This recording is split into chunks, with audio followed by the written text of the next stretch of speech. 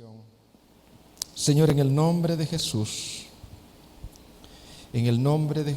oramos para que en este segundo mensaje de Oseas, tú me des gracia y le des gracia al pueblo y aún a los oyentes que están, Señor, a través de los medios, que puedan también ser bendecidos. En el nombre de Jesús. Amén. Con esta prédica nosotros terminamos el libro de Oseas. Con la ayuda de Dios iniciamos el otro domingo, si el Señor así lo quiere. ¿Con qué libro? Otro libro de los profetas menores. ¿Qué libro continúa, hermanos? Joel. Libros que quizás nunca los hemos predicado, pero son tan ricos y cada uno tiene una característica preciosa de Dios. Así como Oseas tiene una característica maravillosa de lo que es el amor de Dios, así Joel esperamos poderle sacar esa esencia. Hermanos, haciendo un repaso, Oseas fue un profeta que Dios le ordenó predicar una serie de profecías, una colección de profecías al pueblo de Israel, al reino del norte, a las 12 tribus de Israel, a las 10 tribus de Israel. ¿Cuál era la situación que estaba pasando ahí? Israel, el pueblo de Dios, se había olvidado de la ley de Dios. No era enseñada la ley ni obedecida, y entonces ellos se habían entregado a los dioses falsos, a los Baales. Baal era si podríamos decir, la competencia ahí. Y entonces Dios le dice a Oseas: yo quiero mostrarle a este pueblo cómo ellos son y cómo yo soy. Y lo vamos a hacer a través de un drama. Tú eres un soltero y tú te vas a casar con una mujer prostituta. Ella va a tener hijos que no son tuyos, algunos son tuyos, otros no. Y tú la vas a amar a ella. Yo voy a poner un amor en ti hacia ella. Y ella se va a prostituir, pero así tú la vas a amar. Y un día ella va a reconocer: tu amor, así es mi amor hacia Israel. Dios quería mostrar a los pueblos quién era Israel y quién era Dios. Entonces, hermanos, yo sé que nunca hemos estudiado esto, pero ¿cómo funcionaba el culto a Baal en aquellos días? ¿Cómo es que Baal ganaba el corazón de Israel? ¿Qué tan atractivo era? ¿Por qué el pueblo se iba tras los Baales? Hermanos, casi alrededor de 1000 años hubo este conflicto. Baal apoderándose del corazón del pueblo de Dios. La superstición de Baal, los ritos sexuales efímeros, combatían contra la fe y la verdad eterna de los israelitas. La pregunta es: ¿se mantendrían los israelitas leales al pacto de Dios, que los había libertado? ¿O sucumbirían ante el Dios de los cananeos, que prometía fertilidad en la tierra? El libro de Éxodo habla de lo que Dios había hecho. Y dice Éxodo 22. Dice Éxodo 22: yo soy Jehová tu Dios. O sea, no hay otro Dios. que te saqué de la tierra de Egipto, de casa de servidumbre. No tendrás dioses ajenos delante de mí. Ese era el pacto, hermanos. ¿Y por qué el pueblo seguía a Baal? Pues esto lo podrían ustedes investigar ahí, ¿verdad? La pregunta es, ¿quién era Baal según la historia? Quiero dar un poquito de esto. ¿Quién era Baal según la historia? Porque según el texto bíblico dice que el pueblo se iba tras Baal. Mire lo que dice en Jueces 2:11.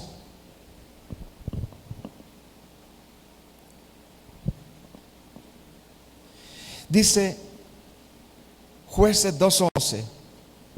Después los hijos de Israel hicieron lo malo ante los ojos de Jehová. ¿Y qué fue lo malo que hicieron, hermanos? ¿Qué fue lo malo que hicieron, hermano? Sirvieron a los Baales. Entonces hay que estudiar quiénes eran los Baales.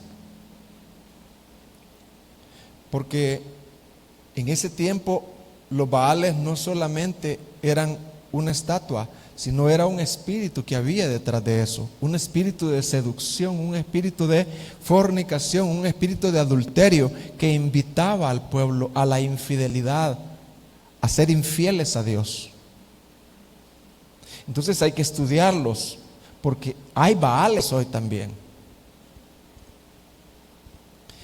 Baal, aunque él no era el Dios supremo del panteón o de la colección de divinidades cananea, pero para ellos, para los cananeos, Baal era muy importante, pues ellos creían que Baal tenía poder sobre la lluvia, podía detener la lluvia, y el viento, las nubes, podía darle salvación a la gente. Podía hacer que los animales, las manadas prosperaran, las cosechas prosperaran, según la creencia cananea. Tenía el poder de la fertilidad. Y sin la protección de Baal, habían otros dioses, por ejemplo, un dios que se llamaba Mot, el dios de la muerte, podía atacarles a ellos. Ahora, esto, hermanos, ustedes lo ven así, pero qué fácil es. Pero, hermanos, Canaán, la tierra de Canaán era una tierra próspera. ¿Cómo era la tierra de Canaán, hermano? Era la más próspera de todos los pueblos. Fluía leche y miel. Había abundancia de grano, había abundancia de ganado, había prosperidad. ¿Quién podía decir a simple vista que Baal no era poderoso, pues? Y los israelitas muriéndose de hambre al otro lado. Ellos eran tentados, hermanos, a confiar en Baal. Ahora, yo no quiero ser específico acá pero la literatura que usted pudiese investigar es bien específica en cuanto a esto. ¿Por qué era tan atractivo estos cultos a Baal, hermanos? Por los ritos sexuales atractivos a la carne. En el culto a Baal se le daba rienda suelta a la carne, a las orgías, a la lujuria. Y usted sabe que, por ejemplo, si usted examina la televisión, los programas de televisión, si usted examina todito eso, es un mercadeo, hermano. Que para que la gente pueda comprar, para que la gente pueda vender, para que la gente pueda gastar, invertir, ahí está, hermano, la lujuria. Y eso no ha cambiado, hermanos. Eso no ha cambiado. Los deseos de la carne siempre están combatiendo en nuestro interior. Y en la carne anhelan todas esas cosas. Gálatas 5:19 dice: y manifiestas son las obras. Oiga bien, las obras. La carne está obrando siempre. Ese remanente de pecado está obrando, está anhelando siempre. Y manifiestas son las obras de la carne, que son, ¿cuáles son? Dice, van en primer lugar, en fila van: adulterio, fornicación, inmundicia, lascivia, idolatría, etcétera, etcétera. La fuerza que impulsaba el culto a Baal eran los ritos sexuales. Aún la arquitectura de los templos tenían connotaciones eróticas. Los templos de Baal tenían connotaciones eróticas. En los templos de los cananeos habían también prostitutas y prostitutos, hombres y mujeres sagrados, sacerdotisas, y se practicaba toda clase de excesos sexuales. Los cananeos tenían la creencia que estos ritos de alguna manera hacían que prosperaran las manadas, la fertilidad en las cosechas. Y aún los israelitas, hermanos, eran engañados por esa prosperidad material, ignorando que la prosperidad venía de Dios y no de Baal. Los israelitas ignoraban, hermanos, como hoy muchos cristianos ignoran, que la prosperidad material no es símbolo de bendición. Nadie puede decir, mire, es que Dios está conmigo, mire cómo bendice mi negocio. Es que Dios está conmigo, mire cómo prosperan mis ganados. No, la prosperidad material no es un símbolo de que Dios está ahí, agradado. No, no, no. Dios lo da a buenos y a malos. Dios hace salir su sol sobre buenos y malos. Hermanos, los israelitas ignoraban lo que dice el Salmo 37:7. No te alteres con motivo del que prospera. ¿No es ese, verdad? Sí, ahí está. No te alteres con motivo del que prospera en su camino,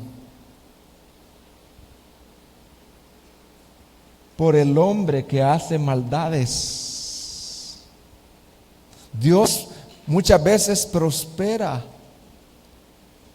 el aspecto material de los impíos, pero es para luego demostrarles, miren a la historia, miren, no confíen en eso, porque después ellos van a ser destruidos. Eso va a ser su ruina, y esa fue la ruina de Canaán, hermano. Solo era cuestión de tiempo para que ellos cayeran. Ahora, ¿cómo eran los santuarios cananeos? Israel imitó a Canaán, porque Israel se prostituyó en los lugares altos. Cuando ustedes lean en la Biblia que dicen los lugares altos, se refiere a que eran santuarios cananeos. Ellos construían tipos de bosques, lugares altos de prostitución, ubicados en los bosquecillos, en las estribaciones de las montañas. Debe de haber constituido un hermoso telón de fondo para los ritos y la fertilidad sexual que ahí se realizaban. En poco tiempo los israelitas ya no solamente iban a esos lugares altos, sino que Israel construyó sus propios lugares altos. Mire lo que dice Oseas 4:13. Israel prostituía a sus hijas ahí. Las enviaba como sacerdotisas también. Oseas 4:13. Sobre las cimas de los montes sacrificaron e incensaron sobre los collados, debajo de las encinas, álamos y olmos que tuviesen buena sombra. Por tanto, vuestras hijas fornicarán y adulterarán vuestras nueras. Las hijas solteras iban a fornicar ahí y las nueras iban a adulterar ahí. ¿Por qué el culto a Baal era tan atractivo? Primero ya vimos, por los ritos sexuales que se hacían. Otra es que tal vez muchos israelitas hayan preferido practicar una religión que les exigía poco. En la religión judía o en el judaísmo tenían que guardar los 10 mandamientos y otras leyes y abstenerse de muchas cosas, guardar el sabbat y todo eso. Entonces, seguir a Baal les era fácil. Otra de las cosas por las cuales el culto a Baal era atractivo es porque por la prosperidad material, por la engañosa prosperidad material de los cananeos. Y eso convenció a otras personas, a los israelitas, que era necesario apaciguar a Baal con todos esos ritos.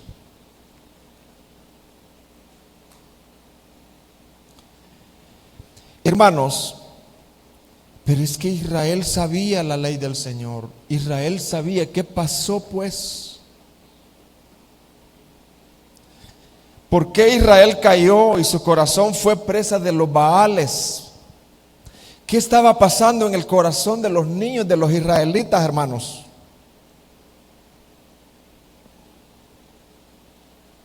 No sé si ustedes han procurado hacer el devocional familiar. Qué batallas, hermano. Qué batallas. Qué batalla es reunirse como familia, hermano. Cuando por 10 años uno no lo ha hecho, 5 años no lo ha hecho, 2 años no lo ha hecho. Qué batalla, qué lucha. Cuánto entretenimiento hay. Cómo el corazón no entiende, no entendemos, hermano. Nosotros pasamos 16 horas siendo influenciados por los medios. ¿Cuánto tiempo pasamos, hermano? 16 horas siendo bombardeados. ¿Por qué Israel cayó y su corazón fue presa de los Baales? Por la falta de conocimiento del Dios verdadero. Por la falta de su palabra. El descuido de la familia en el hogar. Y los sacerdotes ya no enseñaban la palabra. ¿Se acuerdan cuando hicimos el mes de la familia? ¿Qué es la familia? La familia es el lugar de aprendizaje. La familia debe de ser el lugar donde se enseñe, donde los padres tomen la iniciativa y las madres deben de apoyar. Oseas 4:6 dice el por qué los israelitas sucumbieron ante los Baales. Oseas 4:6 dice: mi pueblo fue destruido por falta de conocimiento. Por cuanto tú has rechazado el conocimiento, yo también te rechazaré para que no seas mi sacerdote. ¿Cómo has olvidado la ley de tu Dios? Yo también me olvidaré de tus hijos. Tenemos que estar listos nosotros. Esta enseñanza debe de dejarnos pensativos y venir en arrepentimiento al Señor. Las familias se ven bien lindas viniendo a la iglesia,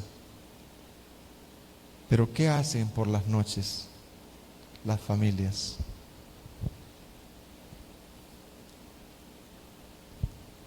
Un hermano pastor me contaba que hizo una encuesta en su iglesia, una iglesia grande de años. No sé si fue el hermano John Piper, Eduardo, que me contó usted, que él hizo una encuesta acerca de, no sé si los varones, la familia, quienes tenían devocionales personal, y la encuesta reflejó negativo. El hermano hasta se deprimió.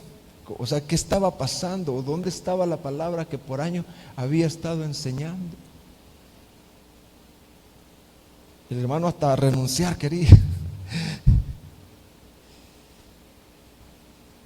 ¿Quiénes son los baales modernos hoy en día que compiten, que tratan de ganar nuestros corazones, queridos hermanos?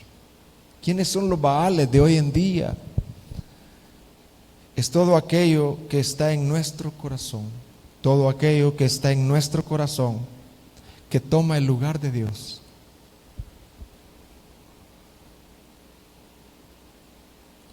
Es todo aquello que amamos más que a Dios. Todo aquello en el cual nos deleitamos y nos entregamos más que a Dios. Voy a poner un ejemplo. El trabajo y los empleos. El trabajo y los empleos no son pecado, al contrario, son una bendición. Sé que algunos tenemos o tienen negocios, empleos. Eso no es pecado, hermano. Pero cuando eso que Dios te ha dado toma el lugar en tu corazón que Dios debe de tomar,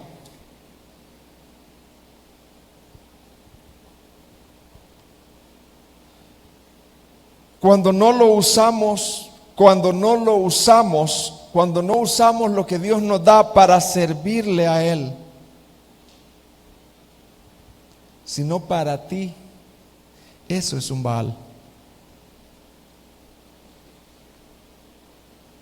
Todo lo que Dios nos da deben de ser medios para servirle a Él. Y cuando Dios nos prospere en algo, poco o mucho, tenemos que orar para no caer en tentación y decirle: guarda mi corazón. Mi corazón es inclinado a los ídolos. No es el corazón del católico, no. Mi corazón es inclinado a hacer de eso un Dios. Hermano, otro Baal hoy en día es las culturas y filosofías contrarias a la palabra de Dios. Las culturas y filosofías contrarias a la palabra de Dios. Algunos padres autorizan a sus hijos menores de edad a tener noviazgo. El noviazgo mundano, sin compromiso, solo por placer. Le preguntas a la colegiala o al cipote, como decimos: ¿y por qué andas con esa novia? ¿Para casarte? No, vacile. Pero no para casarse. Ellos no están pensando en casarse. Lo que la Biblia dice en cuanto al noviazgo es una relación de compromiso. Si una joven va a entablar un noviazgo como Dios manda, pero es para comprometerse y seguidamente la boda. Ese es un ídolo de la cultura que se está adorando. Pobrecita, que disfrute mi hijo. Yo como yo disfruté. Yo no disfruté eso. ¿Qué disfrute andando ahí, verdad? Solo es mirada, solo es toques de mano, no hay problema. No, el corazón.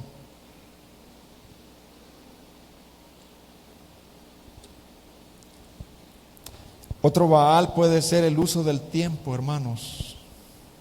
El tiempo que Dios nos da es tan valioso, es tan valioso. La pregunta es, amado hermano y hermana, ¿usas tu tiempo en base a lo que la Biblia enseña o en base a lo que la cultura enseña?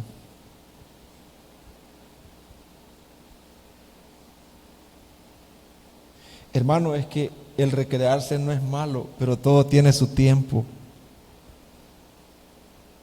El ver un programa no es malo, hermano, pero todo tiene su tiempo, todo tiene su medida, hermano. Tenemos que organizarnos bien en base a prioridades, porque los días son malos.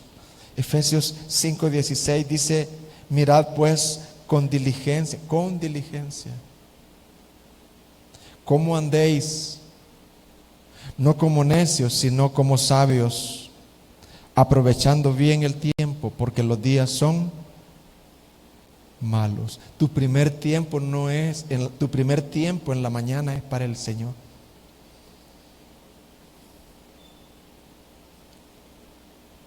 Tu primera hora, tus primeros minutos son para el Señor, para nutrirte de la palabra del Señor.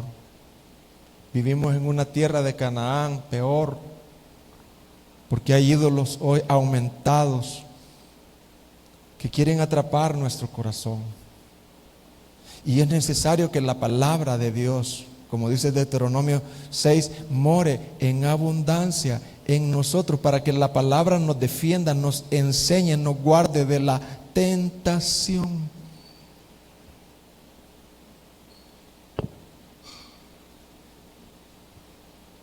El mal uso del dinero puede ser un Baal también. Preguntas: ¿a quién glorificas tú por tu prosperidad? ¿A Dios o a los dioses de la cultura? ¿A quién glorificas tú por tu prosperidad material? ¿A los dioses, a Dios o a los dioses de la cultura? ¿Cómo podemos observar a quién glorificas por tu prosperidad? Cuando tú ofrendas y diezmas fielmente, como manda la Escritura, tú reconoces que tu prosperidad viene de Dios. Cuando recibes y no lo haces, cuando Dios te prospera y no lo haces, cuando no lo haces, en ti no hay un reconocimiento de que proviene de Dios. Dios habla de los primeros frutos, de las primicias. Dios quiere el primer lugar en todo. Tú eres tu propio proveedor y no Dios. Hermanos, otro de los Baales, la filosofía de este mundo. Por ejemplo, nosotros muchas veces tenemos una definición de iglesia como la tiene el mundo. Nosotros creemos que la iglesia, el concepto de iglesia es como el mundo la tiene. Me decía un señor, mire, yo amo a Dios, me decía, pero no voy a la iglesia. Entonces yo le decía, ¿y a usted le gustaría que yo le diga, yo lo aprecio a usted, pero no aprecio a su esposa? No, me decía, si de vez en cuando yo voy también, me decía, como para aliviar la conciencia, yo de vez en cuando voy, me decía. Pero esa es la manera, esa es la cosmovisión que tiene el mundo. Una iglesia es una organización donde uno va y ya cumple y ya se viene. La iglesia no es el cuerpo de Cristo. Entonces muchas veces esa filosofía está en nosotros. La definición de la iglesia y a Dios como la cultura lo define y no como la Biblia ordena. La iglesia muchas veces es una organización simple, donde voy, regreso a casa, no me involucro, doy una limosnita para que no diga Dios que no doy, y luego me regreso a casa. Y esa es mi vida de iglesia. Hermano, eso es mundano. La iglesia no es una organización donde voy y vengo. No, la iglesia es el cuerpo de Cristo. ¿Qué es la iglesia, hermano? Es el cuerpo. Y el cuerpo se preocupa unos por los otros. Donde yo debo de servir todos los días de mi vida y pongo a disposición mis dones sacrificiales para servir a los demás miembros.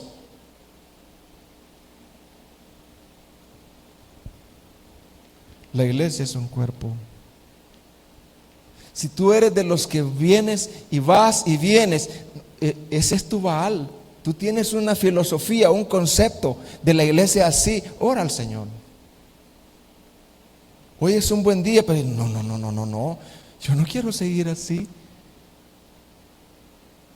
Mundano en esta área. No, yo no quiero seguir así. Primera de Pedro 4:10 dice: cada uno según el don que recibió. Si tú eres cristiano, tú has recibido un don. ¿Qué has recibido tú, hermano? Yo he recibido un don. Muchos de ustedes lo saben. Si yo un día me fuera de esta iglesia por A o B motivo, yo procuraría que mi don pueda ponerse. Me traslado de una ciudad, me voy a otro país, lo que sea. Yo tengo que buscar dónde mi don puede ser de bendición para los que están ahí. Porque la Biblia dice, yo no voy a ir ahí a sentarme a oírlo. Yo tengo que poner mi don. Posiblemente mi don es de discipular a otros. Me encanta cuando hay una pareja y quiere un discipulado. Me encanta. Me deleito. Aunque sea lejos, yo puedo ir porque es mi don.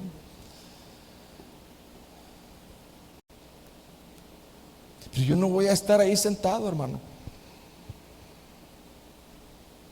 Cada uno, según el don que ha recibido, ministrelo a los otros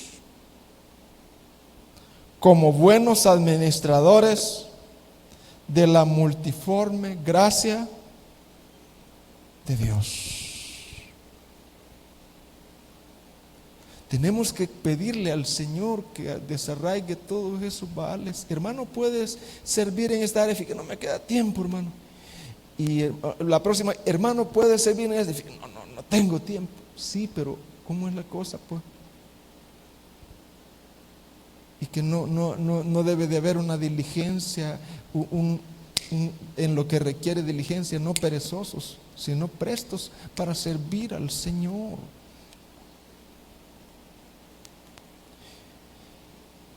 Eso, hermanos, es en cuanto a los baales que el pueblo de Israel tenía grandes dificultades, y he tratado de exponer los baales modernos, que es el mismo espíritu que hay hoy en día, aunque ya no hay ídolos así quizás como Baales, como Acera y todos los sidonios y cananeos, pero sí está el mismo espíritu seductor que quiere que hagamos de las bendiciones de Dios un ídolo. Hermanos, si usted va a estudiar el libro de Oseas, Joel, Amós, Abdías, Jonás, Miqueas, Nahum, Habacuc, Zacarías, Malaquías, cualquier libro de esos, fíjese bien, si usted va a estudiar cualquier libro de esos, yo le estoy diciendo para que usted se anime a estudiarlos, y usted va a encontrar 3 cosas repetitivas en esos libros. Repito, si usted va a estudiar principalmente los libros antes del cautiverio, precautiverio, como el caso de Oseas, Jeremías, Isaías, usted va a encontrar tres cosas en la lectura de la narrativa de ese libro. Tres cosas. La primera es acusaciones de Dios contra su pueblo por quebrantar el pacto. Acuérdese de eso. Siempre que usted estudie un libro precautiverio, usted va a encontrar tres cosas. La primera es acusaciones de Dios contra su pueblo por quebrantar el pacto. Eso es lo primero. Segundo, que usted va a encontrar anuncio del juicio, porque Dios es justo, y llamado al arrepentimiento. Eso usted lo va a encontrar en esos libros, y llamado al arrepentimiento. ¿Y qué otra cosa va a encontrar en esos libros? Anuncio de la restauración. ¿Anuncio de qué, hermanos? De la restauración y esperanza que Dios promete a su pueblo. Usted va a encontrar, usted va a ver eso repetitivamente. Y entonces, hermanos, queremos brevemente, digo yo, analizar un poco de qué trata el mensaje de Oseas desde el capítulo 4 al capítulo 14. Ahí vamos a concentrarnos ahorita. Vamos a concentrarnos en Oseas capítulo 4 al 14. ¿De qué trata eso? Son mensajes proféticos de acusación, esperanza y restauración. ¿De qué trata Oseas del 4 al 14, hermanos? ¿Qué se les quedó? Mensajes proféticos de acusación, esperanza y restauración. Vamos a verlo. Cuando usted estudie el libro de Oseas, que espero que lo estudie, hay una persona que me dijo, ya estudié el libro de Oseas, qué precioso. Para que al estudiar el libro individualmente, usted tenga un panorama de qué trata el libro. Por eso haremos un resumen desde el capítulo 4 al 14. Vamos a estar viendo a Dios como un Dios justo y santo, Vamos a estudiar también el carácter compasivo de un padre de Dios. Dios es un padre ahí en el libro de Oseas. No solo es un juez, es también un padre compasivo. Y también vamos a estar viendo aquí, vamos a ver cómo se exalta el evangelio de nuestro Señor Jesucristo. Del capítulo 4 al 5, oigan bien, del capítulo 4 al 5 habla de pecados que Israel cometía, pecados de violencia, pecados de idolatría, mentira, homicidios, adulterio, fornicaciones y de idolatrías. ¿Por qué sucedió esto en el pueblo de Israel, según el capítulo 4 al 5? Porque tanto los sacerdotes como el pueblo se olvidaron del estudio de la palabra de Dios. ¿Se olvidaron de qué, hermanos? Del estudio de la palabra de Dios. Es que eso es, al olvidarse del estudio de la palabra de Dios,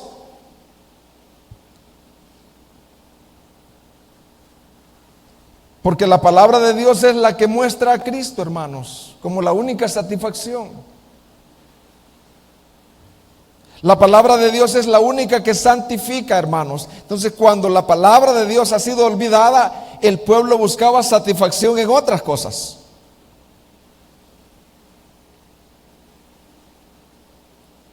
De eso trata el capítulo 4 al 5. Del capítulo 6 al 7, Dios llama al pueblo al arrepentimiento, como yo les decía. ¿A qué llama Dios al pueblo, hermano? ante la violación de su pacto. Por ejemplo, usted va a encontrar versículos en el capítulo 6 que dice: venid y volvámonos a Jehová. Venid y volvámonos a Jehová. Capítulo 6 al 7. El capítulo 8 trata de anuncios de los juicios justos de Dios sobre su idolatría.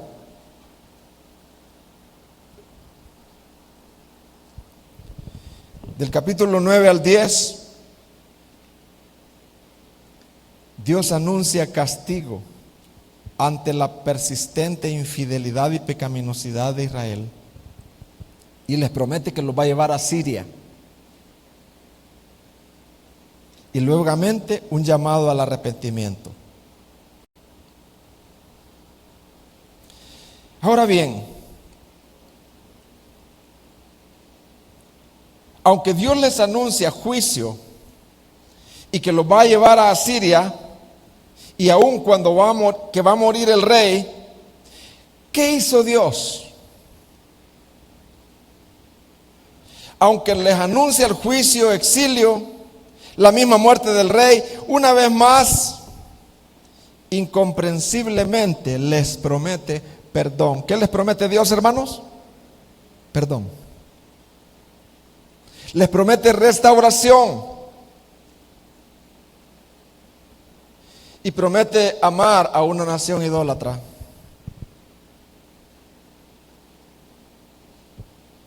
¿Y cómo Dios lo hace? En el capítulo 11, Dios se presenta como un padre. ¿Cómo se presenta Dios en el capítulo 11, hermanos? Como un padre.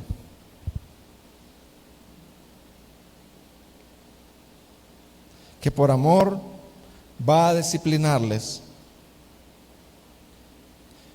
con el fin de que su hijo Israel regrese a Dios. Cuán incomprensible e inexplicable es el amor de Dios. Fíjese, en medio de las promesas de juicio, mire lo que dice Oseas 11, del 1 al 3. Fíjese el carácter de Dios. Dios se presenta ahí como un padre. ¿Cómo se presenta Dios ahí, hermano? Como un padre compasivo. Dice: cuando Israel era muchacho, así dice, cuando Israel era mi niño, pues, un muchachito, yo lo amé. ¿Qué dice el Señor cuando Israel era muchacho, hermano? Dios lo amó. Wow. Yo lo amé, dice. De Egipto llamé a mi hijo. Dios llama a Israel como su hijo. Yo lo llamé. 2. Cuanto más yo lo llamaba, tanto más se alejaba de mí.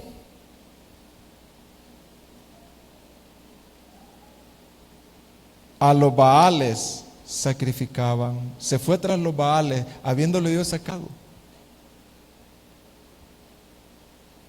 Y a los ídolos ofrecía sahumerios. Versículo 3. Yo con todo eso, él se alejaba y yo lo llamaba, y con todo eso enseñaba a andar al mismo Efraín, el mismo Israel, tomándole de los brazos, y no conoció que yo lo cuidaba. ¿No es cierto, hermano, que un padre hace eso con sus niños en las diferentes etapas? ¿No es cierto, hermano? Que uno llora y dice: cómo quisiera que conocieras lo que estoy haciendo. Como, wow. Hermano, sabe que la mayoría de acá, y eso espero, somos hijos de Dios, ¿verdad? ¿Verdad, hermanos? Por pura gracia. Como el Señor nos ha amado, ¿verdad, hermano? Cómo nos ha llamado a cada uno para hablar al corazón. Y entre más nos llamaba, ¿qué pasaba, hermano? Más nos alejábamos. Entre más Él nos daba, más lo reinvertíamos en los Baales. Y Dios ha dejado eso escrito para que nosotros podamos ver, ese es el amor de Dios. Yo soy un padre. Hermano, por eso estas palabras a mí me animan. Porque si yo pecara, es decir, los pecados que todo hombre, toda mujer hace durante el día, tengo esperanza, hermanos. ¿Tengo qué, hermano? Tengo esperanzas de que me voy a volver a un Dios que no me va a condenar. No por eso voy a pecar. Estoy hablando de pecados de un cristiano. Hermano, yo tengo esperanza ante una metida de pata. No estoy hablando de inmoralidades, no. Malas decisiones. Yo tengo esperanza porque hay un Dios que no me va a dar en la cabeza. Sí me va a disciplinar, pero es un Dios compasivo y misericordioso. ¿Y qué hizo Dios como Padre, hermano? ¿Qué siguió haciendo Dios como Padre? Oseas 11:8. Mire, qué tremendo, qué precioso esto. Capítulo 11 es hermosísimo. Es como un oasis. Dicen los teólogos, es como un oasis. Oseas 11:8. ¿Cómo podré abandonarte, oh Efraín? Yo no te voy a abandonar. No, yo no voy a abandonar a mi hijo. ¿Cómo podré abandonarte, oh Efraín?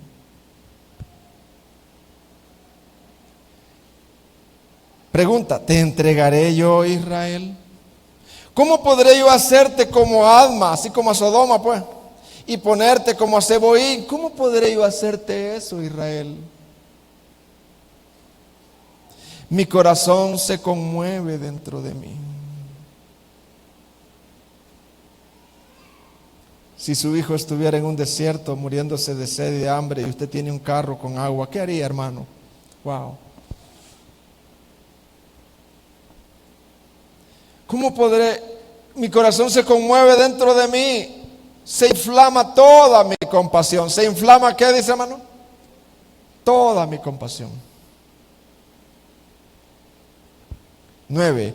No ejecutaré el ardor de mi ira, ni volveré para destruir a Efraín. No. Voy a retener mi ira. Porque Dios soy y no hombre. Yo no voy a dar rienda suelta a las pasiones humanas. Yo soy Dios, dice Dios, un Dios compasivo, el santo en medio de ti. Y no entraré en la ciudad, o sea, no entraré en la ciudad con furor. Te voy a tratar como a un papá trata a un hijo. Te voy a disciplinar, sí, pero siempre voy a ser tu papá. Hermano, qué incomprensible es el amor de Dios. El amor de un padre hacia un hijo. Sí, te voy a disciplinar y te va a doler, dice, y vas a gritar, pero yo no puedo abandonarte porque tú eres mi hijo. Hermano, cuando uno estudia este libro, uno aprende mucho. Aquí hay para arrodillarse. Ahora, ¿de qué manera vemos el Evangelio aquí? Porque yo lo que pretendo aquí, más que todo, es presentar a Jesucristo aquí. Porque yo, cuando cantábamos ese coro, Cristo, Cristo, Cristo, decía yo, ¿cuántas veces? A veces lo cantamos solo por cantar, pero ¿cuántas veces realmente lo cantamos de verdad? Y sabemos el gran valor de Cristo. Y a través del estudio de Oseas, yo quiero presentarles a ustedes a Cristo. ¿De qué manera vemos el Evangelio de Jesucristo acá? Mire lo que dice en Oseas 11:9. Ahí vamos a ver el Evangelio. Mire. No ejecutaré el ardor de mi ira, o sea, sobre Israel. No lo voy a hacer, dice el Señor. Mi total indignación y mi furor, mi ira no va a caer sobre Israel, dice el Señor. No ejecutaré el ardor de mi ira, ni volveré para destruir a Efraín, porque Dios soy y no hombre, el santo en medio de ti, y no entraré en la ciudad, no volveré con furor. Hermano, ¿cómo es posible esto? Que Él no ejecutará su ira sobre ellos. Él es justo, Él debe de hacerlo, hermanos. ¿Sabe por qué, hermano? No lo hizo sobre Israel y sobre nosotros. Porque el Padre escogió a un sustituto. Porque el Padre escogió a un sustituto, el cual Él entregó por amor. ¿Cómo se llama ese sustituto, hermanos? No te voy a castigar, voy a detener mi furor y te voy a perdonar, pero a mi hijo no lo voy a perdonar. Sobre él sí va a caer todo mi furor, todo, completamente.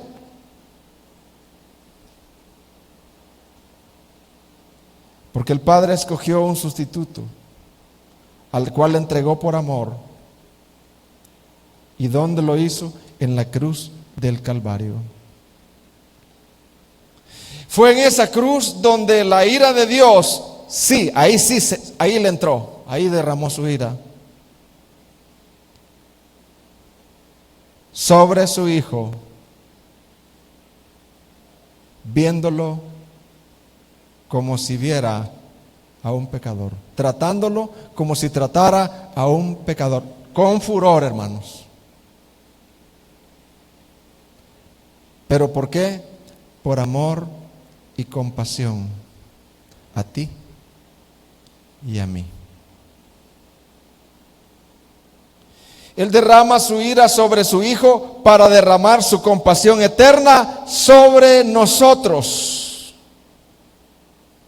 Cristo fue tratado como un pecador para nosotros ser tratados como justos. Cristo fue tratado como un pecador para nosotros ser tratados como justos. Segunda de Corintios 5:21 dice en la NBI: al que no cometió pecado alguno, por nosotros Dios lo trató como pecador.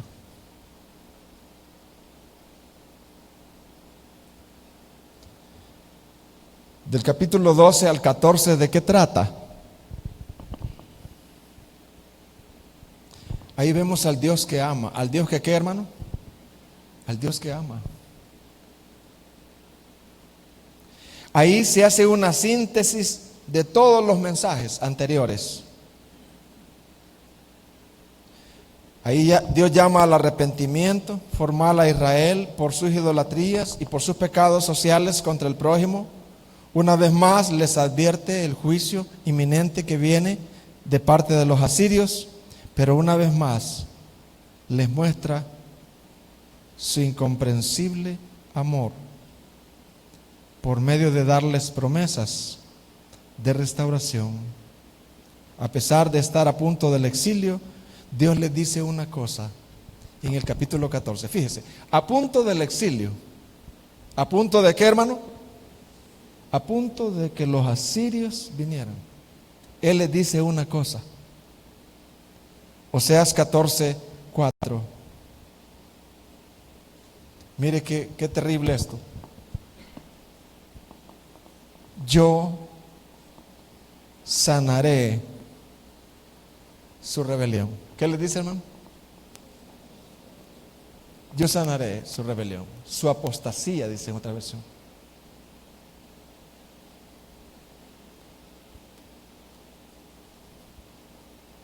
Como que usted va a dejar a su hijo a la cárcel, pero no es porque lo va a dejar, sino que ya se lo llevan, ¿ve? Y lo va a la cárcel y usted le dice, lo sentencia. Estás aquí por tus pecados, pero yo estoy listo para ayudarte, para perdonarte. Yo sanaré su rebelión, dice. Y dice, los amaré de pura gracia. Repita conmigo, los amaré de pura gracia. No porque lo merecen. Se llama gracia.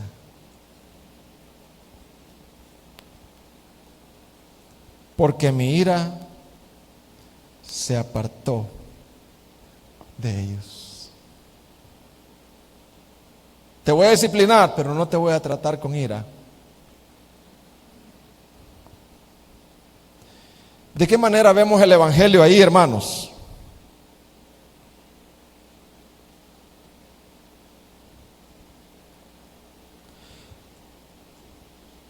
Pues mi ira se apartó de ellos.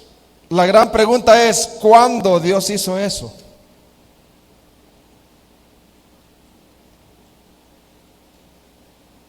¿Cuándo Él apartó su ira de nosotros, hermanos? ¿Cuándo fue que Él apartó su ira de nosotros y sanó nuestras rebeliones, hermanos? Nuestra apostasía.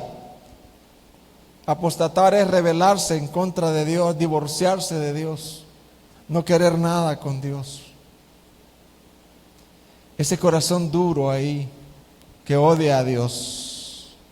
Pero dice el Señor, yo lo voy a sanar.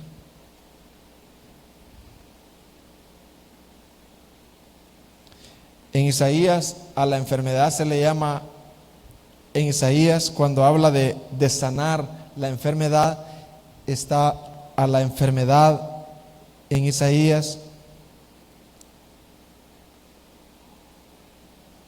Dice, porque los amaré de pura gracia. Al pecado se le llama enfermedad en Isaías, solo en Isaías. En Isaías al pecado se le llama enfermedad.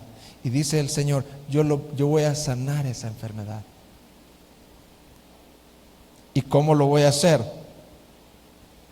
Hablando de aquel rey que habría de venir. Isaías 53, del 3 al 5. Así lo voy a hacer yo, dice el Señor. Despreciado. ¿Cómo es que Dios iba a apartar su ira y sobre quién la iba a depositar? Sobre él. Despreciado y desechado entre los hombres, varón de dolores, experimentado en quebranto, y como que escondimos de él el rostro, fue menospreciado y no le estimamos. Ciertamente llevó él nuestras enfermedades, o sea, nuestros pecados. Los que le dan énfasis a la sanidad divina hablan de eso, pero se refiere a pecados. Ciertamente llevó él nuestras enfermedades, sufrió nuestros dolores, y nosotros le tuvimos por azotado, por herido de Dios y abatido, mas él herido fue por nuestras rebeliones. Herido por nuestras, ¿qué, hermano? Rebeliones. Molido por nuestros pecados. El castigo de nuestra paz fue sobre él, y por sus llagas, por sus heridas, fuimos nosotros curados. Pero no de la enfermedad, sino de la enfermedad del pecado, de la apostasía. En Isaías el pecado se le llama enfermedad. Acá no está hablando de enfermedades humanas, está hablando del pecado del corazón del hombre. Lo que está diciendo es que la obra del Mesías, su obra sería tan completa que a través de sus heridas seríamos sanados. ¿Sabe por qué está usted aquí, hermano? Porque usted y yo éramos rebeldes, apóstatas. No queríamos nada con Dios. Pero Dios tenía un plan. Y Él, por lo que hizo Jesús en la cruz, sanó ese corazón, quitándolo de en medio, lanzándolo a lo profundo de la mar y dándote un nuevo corazón. Y ahora ese corazón dice, y ahora siento deseo de ir a la iglesia. Es porque tienes un nuevo corazón. Tengo un deseo de leer la Biblia. Tienes un nuevo corazón. Dios te ha sanado. Al igual que Israel, Dios lo restauró. A ti Dios también te dio un nuevo corazón por las heridas del Mesías. ¿De qué otras maneras vemos el Evangelio en Oseas? ¿De qué otra manera vemos a Jesucristo en Oseas? Oseas 11:1. Cuando Israel era muchacho, yo lo amé, y de Egipto llamé a mi hijo. Cuanto más yo lo llamaba, tanto más se alejaba de mí. A los Baales sacrificaba y a los ídolos ofrecía sahumerios. Dios le llama a Israel su hijo. ¿Cómo le llama Dios a Israel? Pero un hijo que falló. Un hijo que fue rebelde. Pero también Dios, este versículo se lo aplica a su Hijo Jesucristo. Donde Israel falló como hijo por su falta de fidelidad a Dios, Cristo como hijo, oiga bien, Cristo como hijo prevaleció como el verdadero hijo de Dios, en el cual el Padre dijo: este es mi Hijo amado, en el cual tengo complacencia. Ahí podemos ver el Evangelio.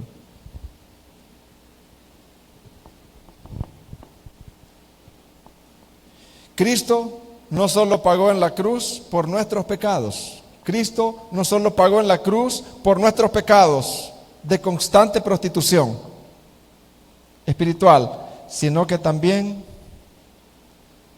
ha sido el perfecto guardador de la ley. Cristo no se prostituyó. Cristo fue un perfecto guardador de la ley. Alabado sea el Señor. Su obra como Mesías sufriente trae no restauración, plena restauración. Final al pueblo de Dios. Y un día nos presentará como una novia sin mancha, sin arruga y sin contaminación.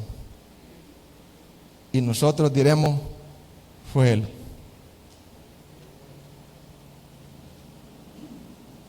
Usted puede tener manchas ahorita, igual que yo, arrugas.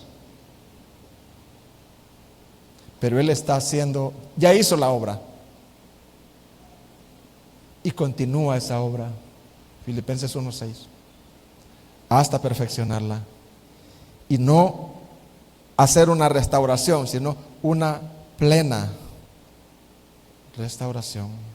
Porque el libro 14 de Oseas y 11 hablan de una restauración de su pueblo, que Dios lo iba a restaurar. Hermanos, antes de que cantemos ese coro, Cristo, Cristo, yo quiero dar algunas aplicaciones. Que Dios me ayude. Hermanos,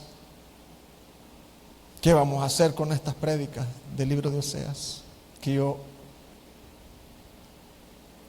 con todas las luchas, con todas las debilidades, he tratado de expresarles, sembrar en sus corazones. Después de haber comprendido un poco a través de Oseas la clase de amor con que Dios nos ha amado, ¿qué vamos a hacer, hermanos? Todo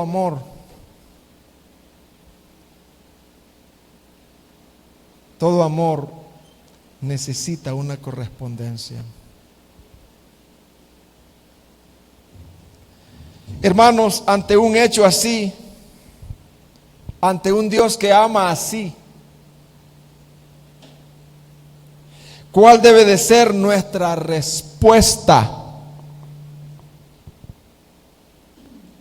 Jóvenes, si ustedes han entendido estos dos mensajes o uno, han entendido el Señor, cómo Dios nos ha amado, ¿cuál va a ser tu respuesta hacia ese Dios? Amada hermana, señora, ¿cuál va a ser tu respuesta hacia ese Dios?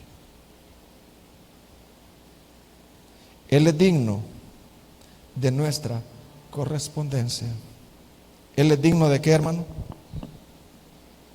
De nuestra correspondencia. Hermanos, si la iglesia local es el cuerpo de Dios, de Cristo, que Dios ha dejado para manifestar su amor, ¿cómo debe de ser nuestro servicio a la iglesia local?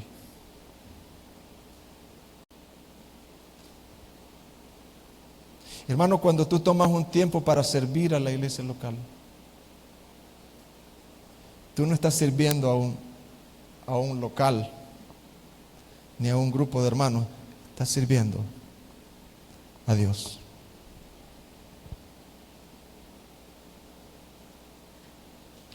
Si Él nos ha dado todo, debemos tener mucho cuidado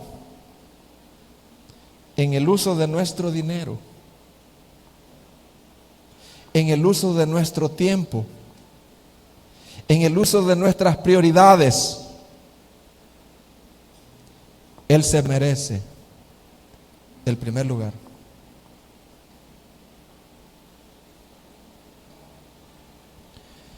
No es correcto vivir nuestras vidas como si Él no hubiera hecho nada.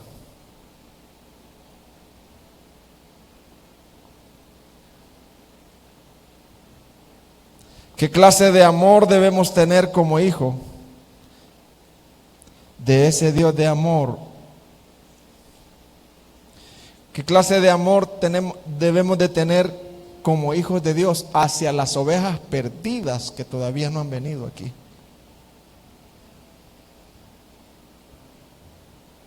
Tu vecino podría ser una oveja perdida, tu vecina.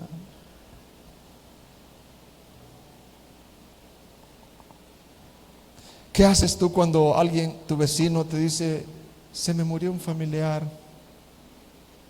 ¿Vas como va Vicente? Oras al Señor y le dices, Señor, yo voy a ir a ese funeral, no sé qué voy a decir ni qué voy a hacer, pero yo quiero que vean a Cristo en mí. ¿Estamos conscientes de los detalles de nuestra vida, que somos embajadores de Él?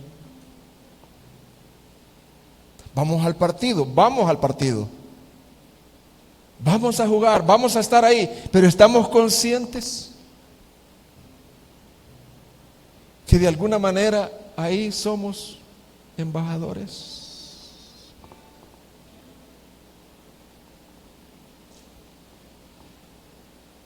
¿Por qué vivir lejos e indiferentes ante un Dios así, los que no se han reconciliado? ¿Por qué vivir lejos e indiferentes a un Dios así? ¿Por qué no estar reconciliados con Él?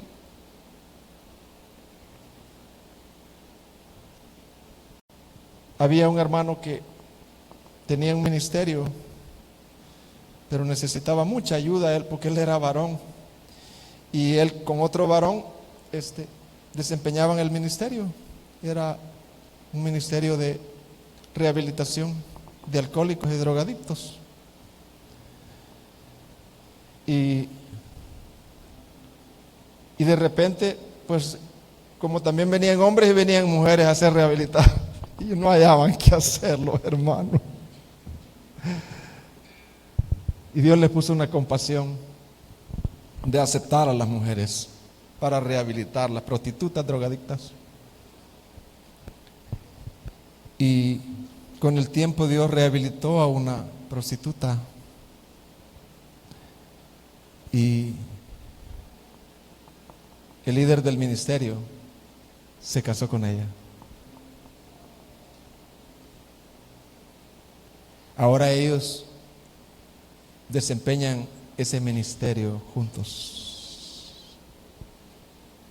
Hermanos, si Dios nos ha rescatado, si es que uno dice prostituta, sí, pero es que nosotros hemos sido igual. Si Dios nos ha rescatado, si Dios nos ha dado lo que nos ha dado, ¿por qué no usarlo para rescatar a otros? Si Dios ha tenido misericordia, ¿por qué no usar esa misericordia que Dios nos ha dado para con otros? Pongámonos en pie, por favor. Padre, te damos muchas gracias por este libro de Oseas. No quiero en mi vida que caiga junto al camino, en pedregales o en espinos. Como dice el himno, yo quiero ser buena tierra, oír y entender y llevar mucho fruto para la gloria tuya y para servir a tus redimidos, a tu esposa que todavía anda ahí por las calles, Señor. Danos una compasión como la tuya, Señor. Ayúdanos, ayúdanos. Danos un amor hacia ti, Padre, para estar delante de ti en las mañanas, disfrutando de tu presencia, dándote gracias, como un redimido que no se va al trabajo a trabajar, sino que pide gracia para usar su trabajo para tu gloria. Oh Señor, danos gracia, Padre, para vivir en este mundo sabiamente, porque los días son malos, Señor. La influencia de este mundo es terrible, los baales nos atrapan. Oh Señor, mira aquellos que tienen dones aquí, que tú les has dado dones, Señor, inquiétalos para no esconder sus dones, no tener esa filosofía mundana de iglesia, de venir e ir, de venir e ir, no, de venir e involucrarse como un cuerpo. Ayúdanos, Señor, ayúdanos en el nombre de Jesús, que la palabra no regrese vacía, en el nombre de